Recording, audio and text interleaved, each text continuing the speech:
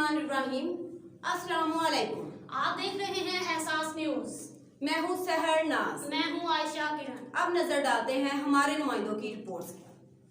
जी नाजरीन, district police officer Toba टेक्सिंग वकार शोएब कुरैशी और deputy commissioner Toba टेक्सिंग मिसामना Munir साहबा ने हुकूमत पंजाब की पॉलिसी के मुताबिक अवाम नास के मसाइल सुनने और उन्हें हल करने के लिए रजा फरूक लाइब्रेरी पीर महल में खुली कचहरी का इनेकाद किया। खुली कचहरी में मुकामी अफराद की कसीर तादाद ने शिरकत की। डिस्ट्रिक्ट पुलिस ऑफिसर टोबा टेक्सिंग और डिप्टी कमिश्नर टोबा टेक्सिंग ने खुली कचहरी के दौरान अवाम नास के मसाइल सुनने और उन्हें हल करने के लिए मौके पर अहकाम जारी किए। और इसी मौके पर डीपीओ टोबा टेक्सिंग का कहना था कि खुली कचहरी का मकसद हुकूमत पंजाब की पॉलिसी के मुताबिक अवाम नास के साथ राब्ता बरकरार रखना है।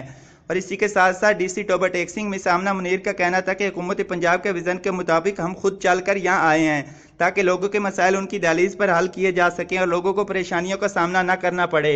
और इसी मौके पर डीपीओ टोबा टेक्सिंग वकार शोएब कुरैशी और डिप्टी कमिश्नर टोबा टेक्सिंग मिसामना मुनीर ने रजा फरूक लाइब्रेरी पीर महल में क्लीन एंड ग्रीन मुहिम के तहत पौधे भी लगाए। कैमरा टीम के हमरा अब्दुल कादिर खान, ब्यूरो चीफ, एहसास न्यूज़ टोबा।